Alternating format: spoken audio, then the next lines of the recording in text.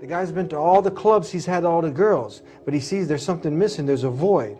She's been hustled and she's made a little money and she's sick of being used and abused and all this stuff, and people are ready to get serious. Yeah. You know what? But there's a lot of things out there, a lot of confusion for some people. How do they find out what is, they're smart enough to know, look, that there is a creator, but how is it that there's so many different ways, and which is the correct one? Talk to us.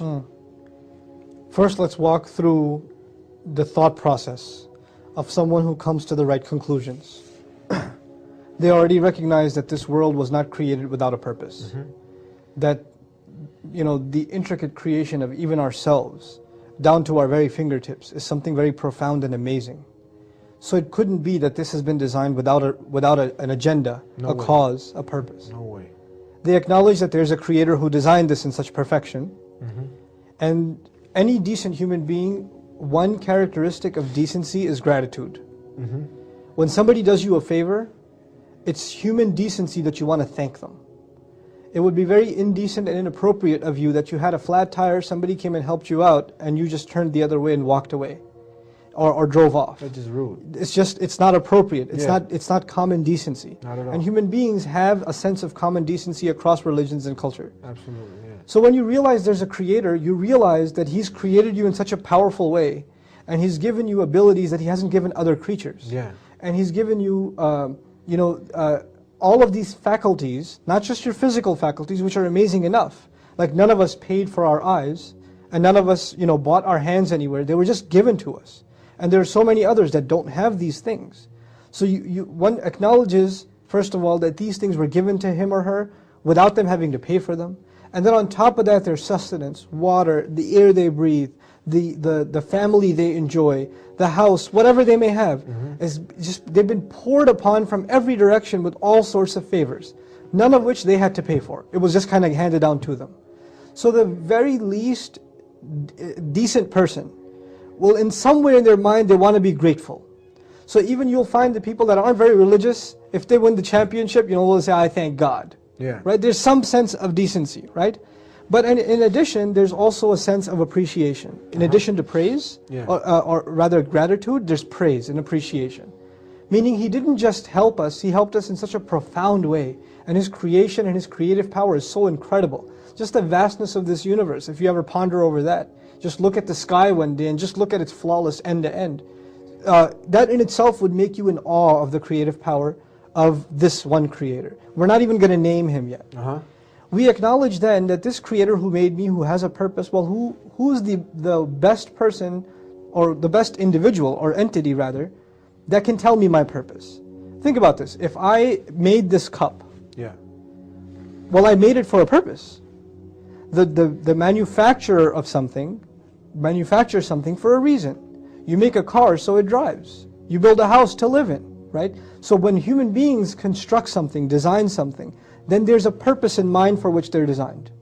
So when you acknowledge there's a creator and he created me, and he created me quite well, with this profound intellect that he gave me and all these faculties and abilities, then what purpose do I have? Where am I going to find my purpose? Well, you go back to the manufacturer.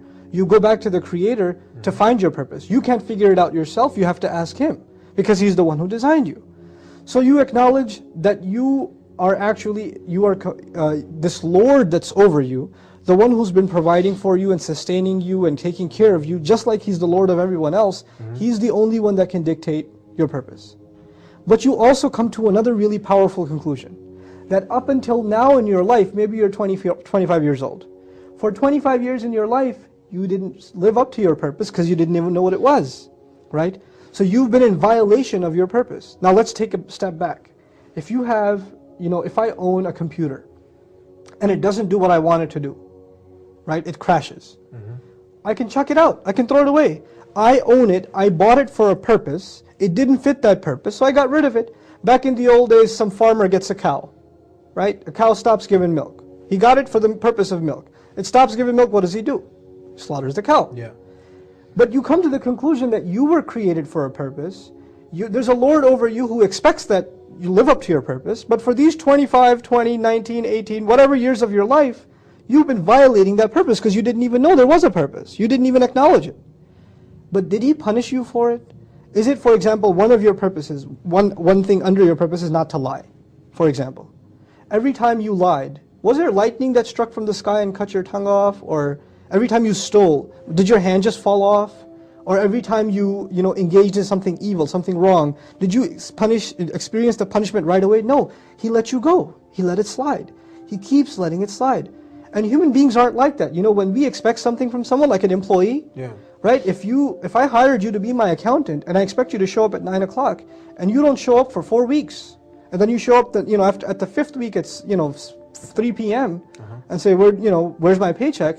Then you've already been fired, right? So you acknowledge you've been in violation, and this Lord of yours is far more merciful than anyone else you've ever experienced. His mercy is unimaginable. His mercy is unimaginable. But then you also realize, as unimaginable as His mercy is, if I've come to this conclusion that I don't know my purpose, or I haven't sought out my purpose, and I've been getting away with it all this time, is it okay if I should just forget about this purpose and continue to not think about this anymore and move on?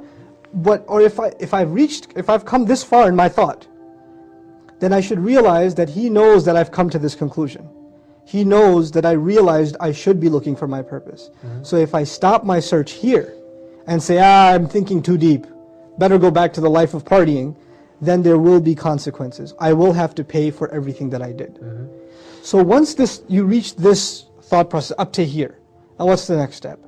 You turn to this Creator, this mysterious Creator that you don't yet know, and you declare one thing to Him. I acknowledge that You're my Creator. I acknowledge that I'm supposed to be in service to You. Whatever I do in this life is supposed to live up to Your purpose that You set for me, but I cannot fulfill that purpose on my own because I don't know where to start. You need guidance. I don't have anything.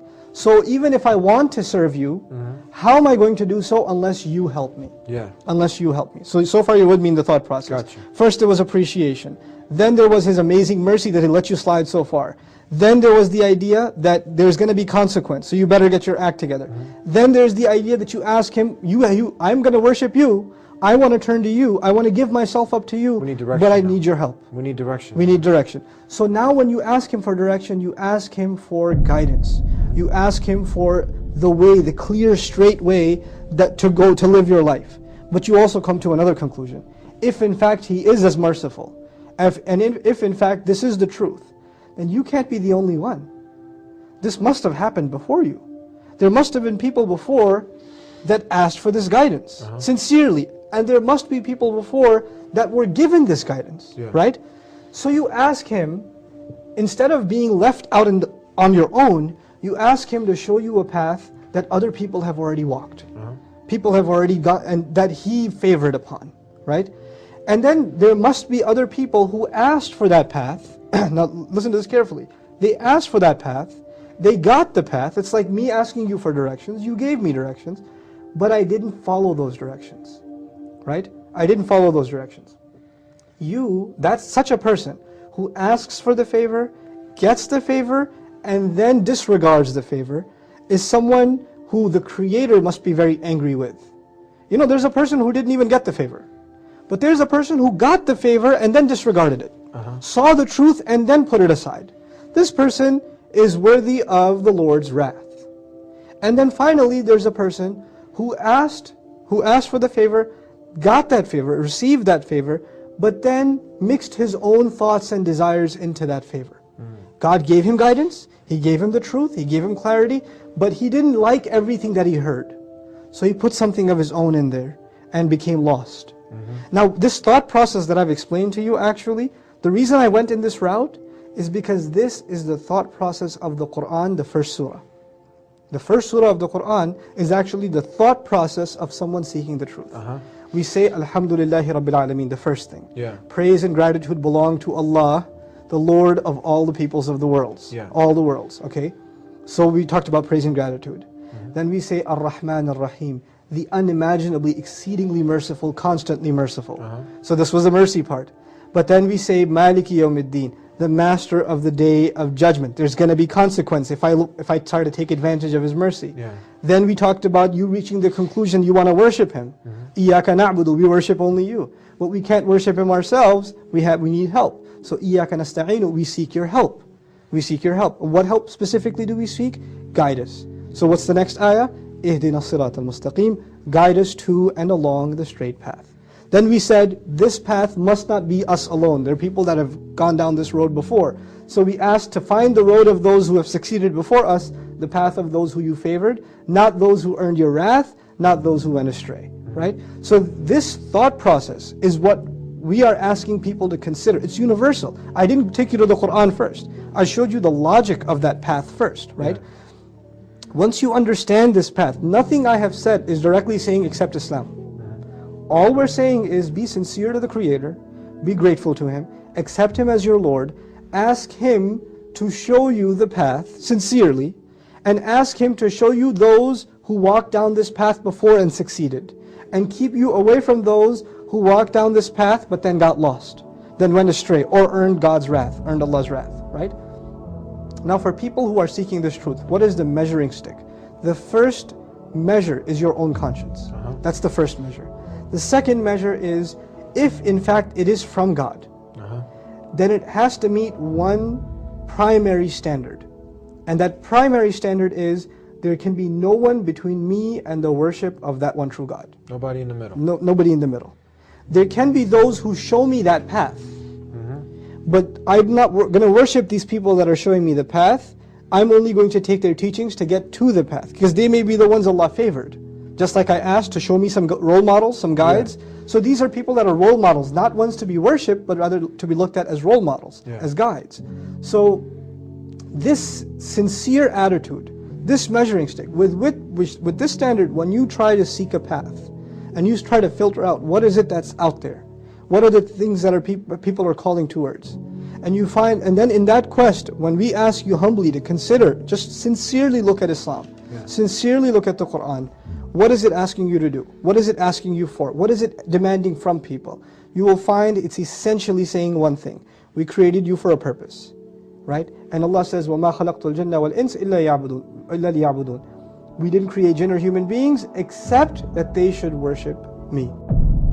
بسم الله الرحمن الرحيم الحمد لله رب العالمين الرحمن الرحيم مالك يوم الدين إياك نعبد وإياك نستعين إياك نعبد وإياك نستعين اهدنا الصراط المستقيم صراط الذين أنعمت